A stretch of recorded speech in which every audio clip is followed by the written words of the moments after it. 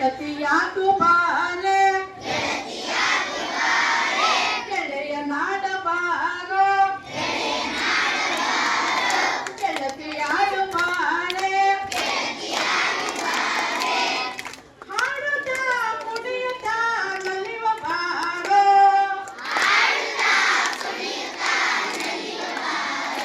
ಗೆಳೆಯ ನಾಡ ಬಾರೋ ಗೆಳೆಯ ನಾಡ ಬಾರೋ ಗೆಳತಿಯಾಗು ಬಾರೆ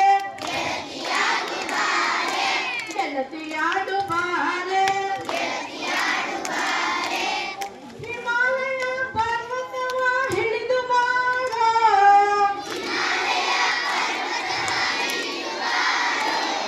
ಗಂಗೆಯ ಮುನೆಯಲ್ಲಿ ನೀನು ಈಜಿ ಬಾರೋ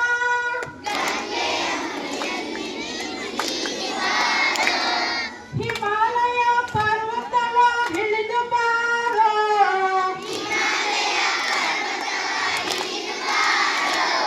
ಗಂಗೆಯ ಮುನೆಯಲ್ಲಿ ನೀನು ಈಜಿ ಬಾರೋ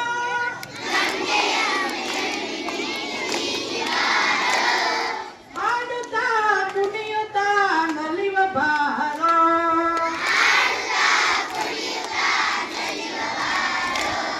ಹಾಡುತ್ತಾ ಕುಣಿಯುತ್ತಾ ನಲಿವ ಬಾರೋ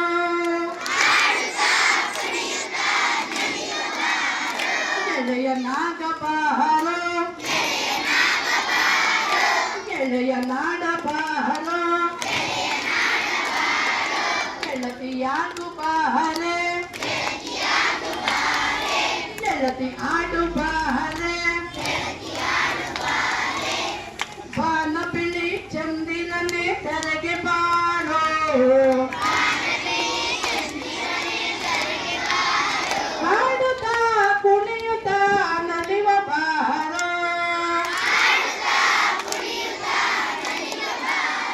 ಹಾಡುತ್ತಾ ಕುಣಿಯುತ್ತಾ ನಲಿವ ಬಾರೋ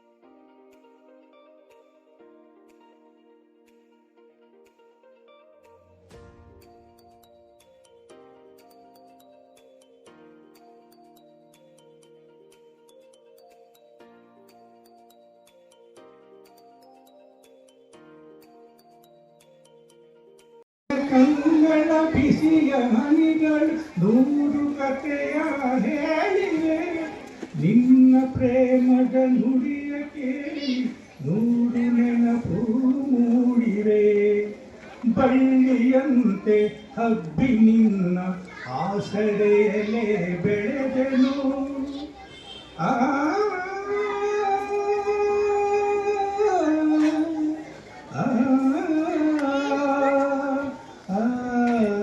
ಬಳ್ಳಿಯಂತೆ ಹಬ್ಬಿ ನಿನ್ನ ಆಸರೆಯಲೇ ಬೆಳೆದೆನು ನನ್ನ ತಾಯಿಯ ಪಾದದಾಣೆ ಬೇರೆ ಏನನು ಅರಿಯನು ನೀನೆ ನನ್ನ ದೇವನು ನಿನ್ನ ಕಂಗಳ ಬಿಸಿಯ ಹನಿಗಳು ನೂರು ಕಥೆಯ ಹೇಳಿವೆ ನಿನ್ನ ಪ್ರೇಮದ ನುಡಿಯ ಕೇಳಿ ನೂರು ನೆನಪು ಮೂಡಿದೆ ನೀನು ನಕ್ಕರೆ ನಾನು ನಗುವೆ ಅತರೆ ನಾಡುವೆನು ನಿನ್ನ ಉಸಿರಲ್ಲಿ ಉಸಿರು ಬೆರೆತಿಯ ನಿನ್ನಲೊಂದಾಗಿರುವೆನು ನಾ ನಿನ್ನ ಕಾಣದೆ ಬದುಕೆನು ನಿನ್ನ ಕಂಗಳ ಬಿಸಿಯ ಹನಿಗಳು ನೂರು ಕಥೆಯ ಹೇಳಿವೆ.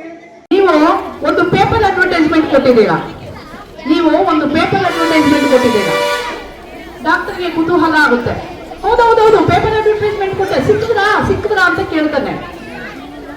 ಆ ಕಡೆಯಿಂದ ಫೋನ್ ಮಾಡಿದಾಗ ಹಳ್ಳಿಯವನಿಗೆ ಕೋಪ ಬರುತ್ತೆ. ಹೌದು ನೀವು ಪೇಪರ್ ಅಡ್ವರ್ಟೈಸ್ಮೆಂಟ್ ಕೊಟ್ಟಿದ್ದೀರಾ ಸ್ವಾಮಿ, ಸಿಕ್ಕಿದ್ದಾರೆ ಅಂತ ಹೇಳ್ತಾನೆ. ಏನ್ ಸಿಕ್ಕಿದ್ದಾರೆ ಅಂತ ಕೇಳಿದಾಗ ಮಕ್ಕಳೇ ಆ ಪೇಪರ್ ಅಡ್ವರ್ಟೈಸ್ಮೆಂಟ್ ಅಲ್ಲಿ ಏನ್ ಕೊಟ್ಟಿರ್ತಾನೆ ಡಾಕ್ಟರ್ ಅಂದ್ರೆ, ನಮ್ಮ ಮನೆಯ ನಾಯಿ ಕಳೆದು ಹೋಗಿದೆ, ಹುಡುಕಿ ಕೊಟ್ಟವರಿಗೆ ಸೂಕ್ತ ಬಹುಮಾನ ಕೊಡಲಾಗುವುದು ಅಂತ ಪೇಪರಲ್ಲಿ ಕೊಟ್ಟಿರ್ತಾರೆ. ಆಗ ಹಳ್ಳಿಯವನು ಹೇಳ್ತಾನೆ, ಫೋನ್ ಮಾಡಿದವನು, ನೀವು ನಮ್ಮ ಮನೆ ನಾಯಿ ಕಳೆದು ಹೋಗಿದೆ, ಹುಡುಕಿ ಕೊಟ್ಟವರಿಗೆ ಸೂಕ್ತ ಬಹುಮಾನ ಅಂತ ಪೇಪರ್ ಅಡ್ವರ್ಟೈಸ್ಮೆಂಟ್ ಕೊಟ್ಟಿದ್ದೀರಾ. ನಿಮ್ಮ ಮನೆಯ ನಾಯಿ ನಿಮ್ಮ ತಾಯಿ ಇರುವಂತ ನನ್ನ ವೃದ್ಧಾಶ್ರಮದ ಹತ್ರ ಹುಡುಕಿಕೊಂಡು ಬಂದಿದೆ, ನಿನಗೆ ತಾಯಿ ಬೇಕು ನಾಯಿ ಬೇಕು ಅಂತ ಕೇಳ್ತಾರೆ. ಅರ್ಥ ಮಾಡ್ಕೊಳ್ಳೋಣ ಮಕ್ಕಳೇ. ಇವತ್ತಿನ ದಿನ ಒಬ್ಬ ತಾಯಿಯಾದವಳು 9 ಮಾಸಗಳ ಕಾಲ ಗರ್ಭದಲ್ಲಿ ತನ್ನ ಮಗುವನ್ನ ಇಟ್ಕೊಂಡು ಈ ಪ್ರಪಂಚಕ್ಕೆ ಪರಿಚಯ ಮಾಡಿಸಿ, ಓದಿಸಿ, ಬೆಳೆಸಿ, ವಿದ್ಯಾವಂತರನ್ನ ಮಾಡಿ ಎತ್ತರಕ್ಕೆ ಬೆಳೆಸಿ ಡಾಕ್ಟರ್ ಮಾಡಿದ್ದಾಳೆ. ಆದ್ರೆ ಅವನು ವಯಸ್ಸಾದ ಕಾಲದಲ್ಲಿ ತಂದೆ ತಾಯಿಗಳನ್ನ ನೋಡ್ಕೊಳ್ಬೇಕಾಗಿರೋದು ನಮ್ಮೆಲ್ಲರ ಕರ್ತವ್ಯ. ಆದ್ರೆ ಡಾಕ್ಟರ್ ಏನ್ ಮಾಡಿದ್ದಾನೆ, ತಗೊಂಡೋಗಿ ಅವಳನ್ನ ಎಲ್ಲಿಟ್ಟಿದ್ದಾನೆ, ವೃದ್ಧಾಶ್ರಮದಲ್ಲಿ ಇಟ್ಟಿದ್ದಾನೆ. ಯಾರು ನೋಡ್ಕೋಬೇಕು ತಂದೆ ತಾಯಿಗಳನ್ನ? ಹಾಗಾದ್ರೆ ಯಾರು? ಮಕ್ಕಳು. ಮಕ್ಕಳು ಅಂದ್ರೆ ಯಾರು? ನಾವು. ಬರೀ ಮಕ್ಕಳ ನಾವು ನೋಡ್ಕೋಬೇಕಾ? ನಾವು ನೋಡ್ಕೊಳ್ಬೇಕು.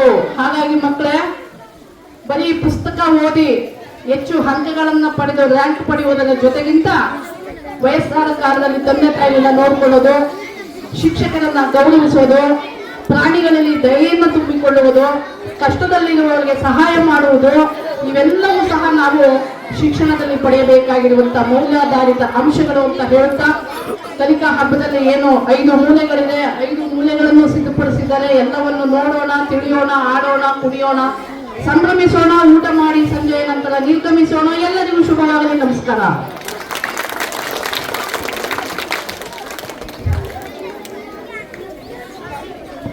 ಕಾರ್ಯಕ್ರಮವನ್ನು ಕುರಿತು ತಮ್ಮ ಅಭಿಪ್ರಾಯವನ್ನು ವ್ಯಕ್ತಪಡಿಸಿದಂತಹ, ಹಾಡಿನ ಮೂಲಕ ನಮ್ಮೆಲ್ಲರಿಗೂ ಸ್ಫೂರ್ತಿ ತುಂಬಿದಂತಹ, ಹಿತನುಡಿಗಳ ಮೂಲಕ ನಮ್ಮನ್ನು ಭಾವದ ಕಡಲಿಗೆ ತೇಲಿಸಿದಂತಹ ಶ್ರೀಮತಿ ರೇಣುಕಮ್ಮ ಮೇಡಮ್ ಅವರಿಗೆ ನಮ್ಮ ನಿಮ್ಮೆಲ್ಲರ ಪರವಾಗಿ ಹೃತ್ಪೂರ್ವಕವಾದಂತಹ ಧನ್ಯವಾದಗಳನ್ನು ಅರ್ಪಿಸ್ತಾ ಇದ್ದೀವಿ.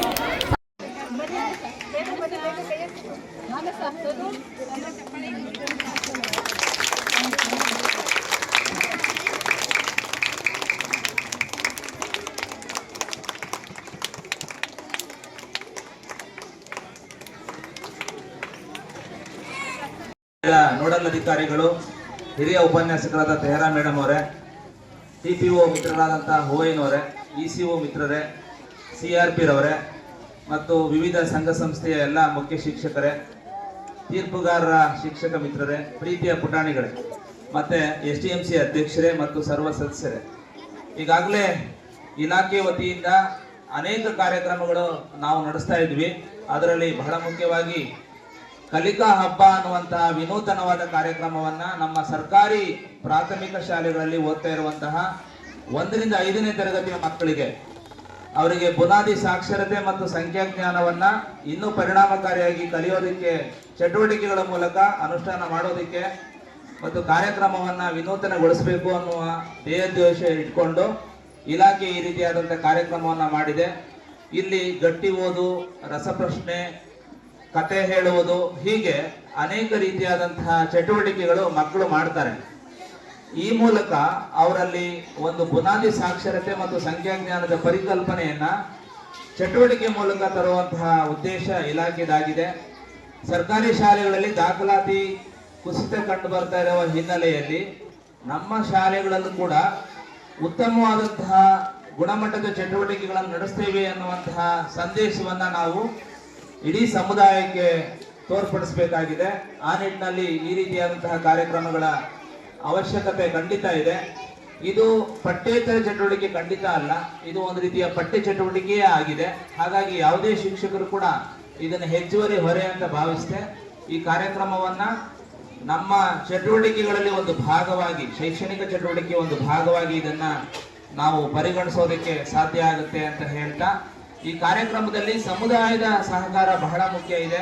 ಇಲ್ಲಿ ಕೇವಲ ಇಲಾಖೆ ಮತ್ತು ಶಿಕ್ಷಕರು ಮಾತ್ರ ಆಗಿರಲ್ಲ, ಎಲ್ಲ ಸಮುದಾಯದವರು ಕೂಡ, ಅಂದ್ರೆ ನಮ್ಮ ಪೇರೆಂಟ್ಸ್ ಇವರೆಲ್ಲರೂ ಕೂಡ ಭಾಗಿಯಾದರೆ ಈ ಕಾರ್ಯಕ್ರಮ ಇನ್ನೂ ಅರ್ಥಪೂರ್ಣ ಆಗುತ್ತೆ. ಆ ನಿಟ್ಟಿನಲ್ಲಿ ಪೋಷಕ ಸಂಬಂಧ ಅನ್ನುವಂತಹ ವಿದ್ಯಾರ್ಥಿ ಪೋಷಕ ಸಂಬಂಧ ಅನ್ನುವಂತಹ ಒಂದು ಕಾರ್ಯಕ್ರಮ ಕೂಡ ಇದರಲ್ಲಿದೆ.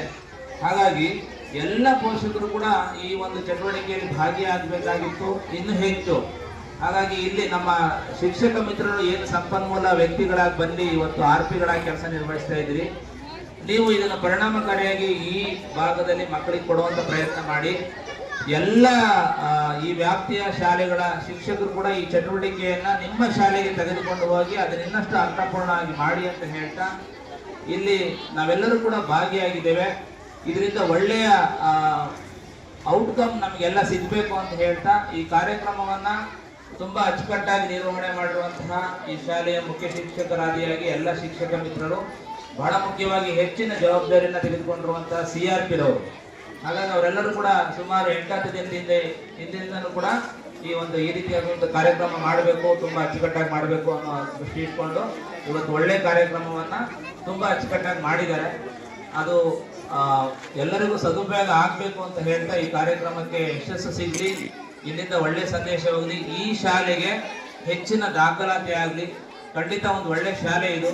ಇನ್ನು ಮುಂದಿನ ದಿನಗಳಲ್ಲಿ ಈ ಶಾಲೆಯಲ್ಲಿ ಮಕ್ಕಳ ಸಂಖ್ಯೆ ಹೆಚ್ಚಾಗಲಿ, ಒಳ್ಳೆಯ ಗುಣಮಟ್ಟದ ಶಿಕ್ಷಣ ಖಂಡಿತ ಇವರು ಕೊಡ್ತಾರೆ ಅಂತ ಹೇಳ್ತಾ, ಮತ್ತೊಮ್ಮೆ ನಮಗೆ ಈ ಒಂದು ಕಾರ್ಯಕ್ರಮದಲ್ಲಿ ಭಾಗವಹಿಸೋಕ್ಕೆ ಅವಕಾಶ ಕೊಟ್ಟಂತ ತಮ್ಮೆಲ್ಲರಿಗೂ ಧನ್ಯವಾದ ಹೇಳ್ತಾ ನಾನು ಮಾತನ್ನು ಮುಗಿಸ್ತೇನೆ.